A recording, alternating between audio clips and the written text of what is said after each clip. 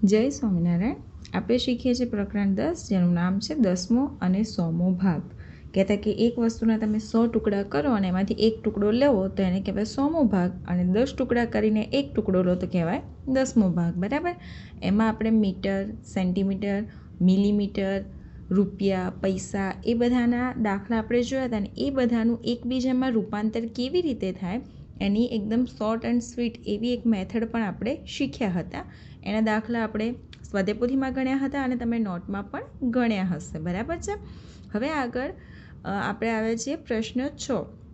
પ્રશ્ન 6માં ટાઇટલ છે કે નીચેના દાખલા ગણો.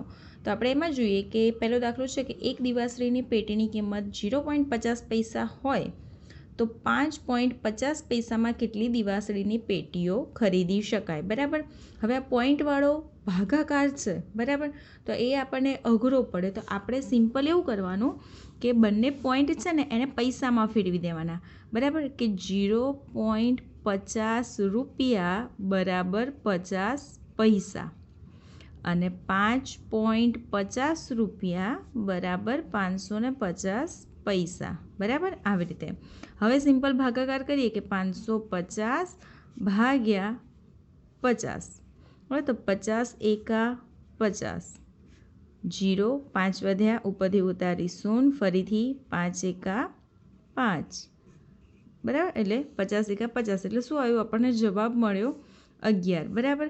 તો આ આપણો આન્સર થઈ જશે ફાઇનલ, કે 11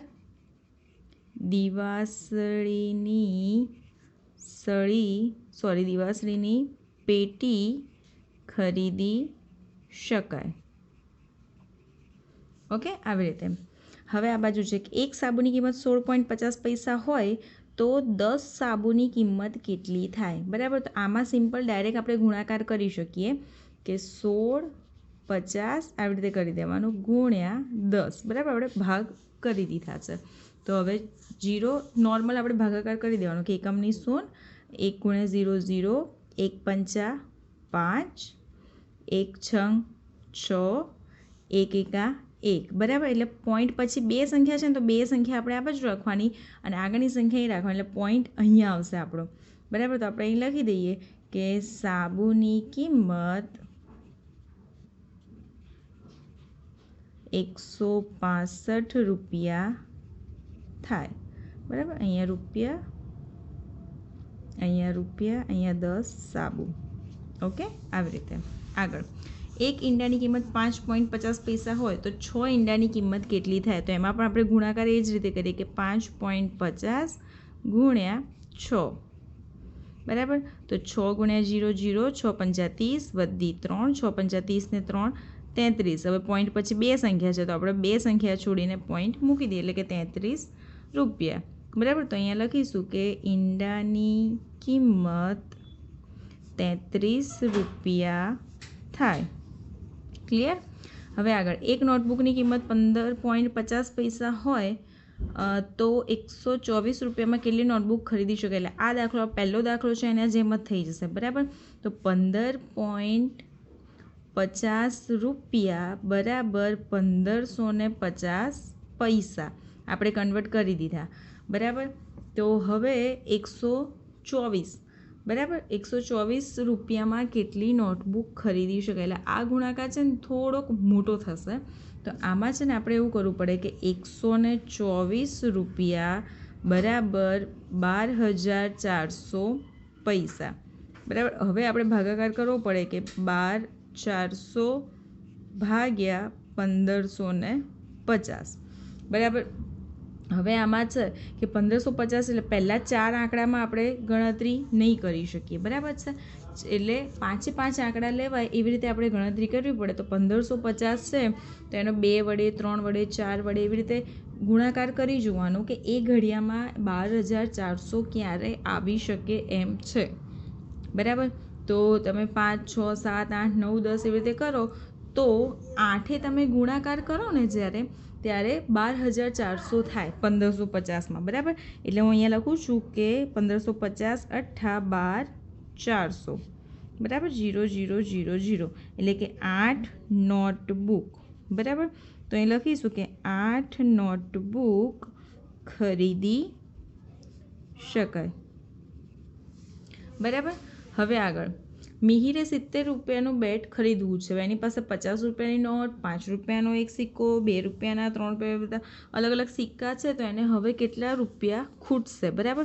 તો અહીંયા આપણે લખીએ કે બેટ બરાબર 70 રૂપિયા.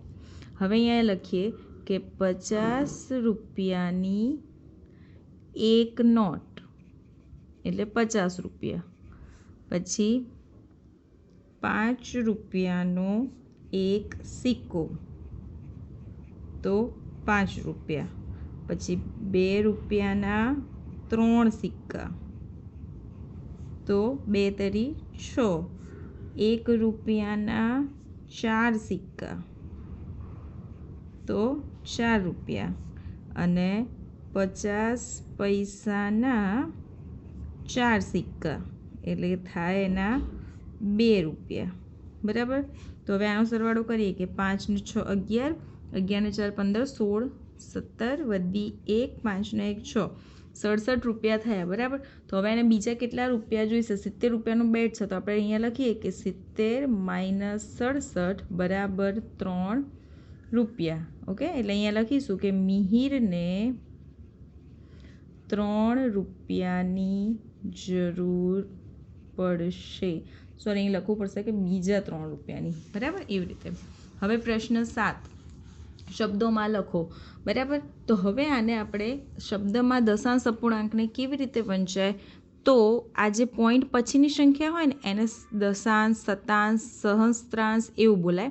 આગળની સંખ્યાને પૂર્ણ સંખ્યા કહેવાય. બરાબર. એટલે જો હું અહીંયા લખું છું તો પહેલું છે તો એને લખાશે 4 દશાંશ. બરાબર. એવી જ રીતે આ થશે 8 દશાંશ. ઓકે. હવે આ છે 1.6 તો એને કહેવાશે, આગળની સંખ્યાને પૂર્ણાંક કહેવાય કે 1 પૂર્ણાંક અને 6 દશાંશ. પોઈન્ટ પછી એક સંખ્યા છે એટલે દશાંશ. એવી રીતે આ થશે 14.9 દશાંશ. હવે આ છે 25. બરાબર. તો 25. હવે આમાં દશાંશ નહીં લખવાનું, પોઈન્ટ પછી બે સંખ્યા છે એટલે આવશે શતાંશ. બરાબર. એવી રીતે અહીંયા 6.75 શતાંશ. પછી અહીંયા 9 છે તો 9 પોઈન્ટ પછી કહેવાય 1 પણ 0 છે આગળ એટલે આને લખાશે 9 શતાંશ. દશાંશ નહીં લખવાનું. બરાબર. 3.7 શતાંશ એવી રીતે. બરાબર. આવી રીતની ગણતરી છે. હવે આને અંકમાં લખવાનું. બરાબર. 5.7 દશાંશ. તો સૌથી પહેલાં છે ને પોઈન્ટ મૂકી દેવાનો. 5 પૂર્ણાંક એટલે 5 આ બાદ લખવાના, 7 દશાંશ એટલે 7 અહીંયા લખવાના. આ બાજુનું એ રીતે થશે. હવે છે 18.12 શતાંશ. પોઈન્ટ મૂકો, 18 પૂર્ણાંક આગળ 18 અને 12 શતાંશ એટલે અહીંયા 12. 7.77 શતાંશ તો 0.777. 64 શતાંશ. પોઈન્ટ મૂકો, આગળ પૂર્ણાંક કશું નથી એટલે 0 અને 64 પાછળ આવશે. ઓકે, આવી રીતે. હવે આને દશાંશ અપૂર્ણાંકમાં લખો એટલે જો નીચે 1 શૂન્ય હોય ને તો ઉપર પોઈન્ટ પછી એક સંખ્યા આવે એટલે આપણે પોઈન્ટ મૂકવાનો. અહીં લખવાના 5, અહીં લખવાના 0. બરાબર. એવી રીતે અહીંયા પોઈન્ટ લખું, આ 2 છે પોઈન્ટની આગળ આવશે હંમેશા, અને 7 છે તો અહીં 7 લખ્યું પણ નીચે 100 છે તો પોઈન્ટ પછી બે સંખ્યા આવી જોઈએ તો આપણે અહીંયા 0 ઉમેરવાનો. પણ યાદ રાખવાનું 0 પાછળ નહીં ઉમેરવાનો, 0 સંખ્યાની આગળ ઉમેરવાનો. બરાબર. આવી રીતે. પછી આ છે તો 0.14, આમાં 4.28, આમાં 0.08. નીચે 10 હોય તો એક સંખ્યા, 100 હોય તો બે સંખ્યા આવવી જોઈએ પોઈન્ટની પાછળ, બાકીનું બધું આગળ. હવે આમાં શું છે, એક સંખ્યા આગળ લખી પછી બધી સંખ્યા આગળ, એક સંખ્યા આપણે પાછળ લખી બાકી બધીની આગળ લખી દેવાની. બરાબર. પછી એવી રીતે બીજો પ્રશ્ન છે કે સંખ્યાઓને શુદ્ધ અપૂર્ણાંકમાં ફેરવો. તો આ જે બધા છે ને આવાળા એ શુદ્ધ અપૂર્ણાંક છે એટલે એવી રીતે અંશ અને છેદમાં લખવાના. આમાં ઉપરની સંખ્યાને અંશ અને નીચેની સંખ્યાને છેદ કહેવાશે. બરાબર. 0.3 છે તો 3 દશાંશ. 1 છે પોઈન્ટ પછી બે સંખ્યા તો 100 લખી દેવાના. 46 છે તો 100. 92 છે તો 100. 8 છે તો 100. 40 100.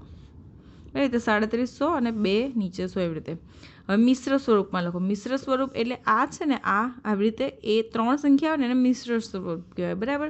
તો એમાં શું કરવાનું, પોઈન્ટની આગળવાળી સંખ્યા આગળ લખવાની અને ઉપર નીચે 10 એક સંખ્યા છે એટલે 5 ઉપર 3 પોઈન્ટ પછી 2 સંખ્યા છે તો નીચે 100 9 47 પોઈન્ટ નહીં આવે નીચે 100 બરાબર એવી રીતે આ બધા એવી રીતે થશે. હવે આગળ દશાંશ સ્વરૂપમાં લખો એટલે આ જે સંખ્યા છે ને આપણે પોઈન્ટમાંથી આવી સંખ્યામાં લખી હવે આવી સંખ્યામાંથી પોઈન્ટમાં જવાનું તો સૌથી પહેલાં પોઈન્ટ મૂકી દેવાનો આગળની સંખ્યા આગળ 4 પાછળ બસ સિમ્પલ નીચે 10 નહીં લખવાના કેમ કે આપણે પોઈન્ટ કર્યો જ છે. હા એ વસ્તુ ખાસ ધ્યાન રાખવાની જો તમે નીચે 100 કે 10 લખો ને તો એ રકમમાં તમારે પોઈન્ટ આવવો જોઈએ નહીં અને જો પોઈન્ટ લખો તો નીચે 10 કે 100 આવવા જોઈએ નહીં બરાબર એ ધ્યાન રાખવાનું.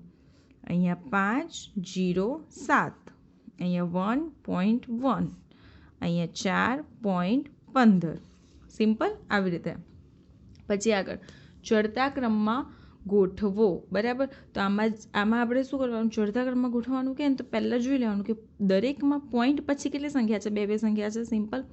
તો હવે આ સંખ્યાને આપણે પોઈન્ટ વગર જે રીતે વાંચતા હોય કે 624 720 911 1005 બસ તો એ રીતે જ એને ચડતા ક્રમમાં ગોઠવી દેવાની બરાબર. જેમ કે પહેલી સંખ્યા થશે 6.24 પછી 7.20 9.11 અને 1005 એવી રીતે બરાબર. તો હવે આ સંખ્યા છે તો આમાં સૌથી પહેલાં 12 વાળી પછી 13 પછી 15 ને પછી 16 પછી હવે આમાં 5 બરાબર તો 503 પછી 23 પછી 30 અને પછી 32 બરાબર સિમ્પલ. એવી જ રીતે ઉતરતો ક્રમ પણ આમાં એવી જ રીતે આવશે. તો સૌથી પહેલાં મોટી સંખ્યા એટલે 12 પછી 10 પછી 11 પછી 10 પછી 8 બરાબર. આમાં જોઈએ 19 18 17 16 હવે આમાં 32 31 23 અને 13 બરાબર સિમ્પલ. એવી રીતે ચડતો ઉતરતો ક્રમ છે એટલે ખાસ ધ્યાન રાખવાનું.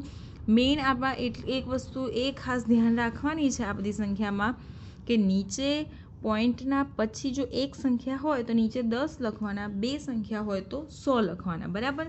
અને પોઈન્ટ નીકાળો ત્યારે 10 કે 100 લખી દેવાના પોઈન્ટ હોય તો 10 કે 100 નહીં લખવાના અને નીચે 10 હોય તો એને કહેવાશે દશાંશ અને નીચે 100 હોય તો એને કહેવાશે શતાંશ. જેમ આપણે અંશ અને છેદમાં 1 દ્વિતીયાંશ 1 તૃતીયાંશ 1 ચતુર્થાંશ લખીએ છીએ એવી રીતે 1 દશાંશ અને 1 શતાંશ એવી રીતે લખવામાં આવે છે અને એવી રીતે બોલવામાં આવે છે બરાબર. એટલે ખાસ આ બધી અપૂર્ણાંકવાળી સંખ્યામાં ખાસ એ બધું ધ્યાનમાં રાખવાનું છે બરાબર કે એકબીજામાં ફેરવવાના હોય એટલે સિમ્પલ અંશ છેદ ને પોઈન્ટ એમાં જ આપણે આમથી આમ જ કરવાનું છે કે બહુ ખાસ વધારે એમાં કરવાનું છે નહીં બરાબર. તો આ બધા દાખલા તમારી સ્વાધ્યાય પોથીમાં પૂરવાના છે હું તમને ફોટા મોકલી દઈશ અને એના જેવા બીજા દાખલા હું પ્રેક્ટિસ વર્કમાંથી આપીશ એ બધું તમારે નોટમાં લખવાનું છે બરાબર છે. જય સ્વામિનારાયણ.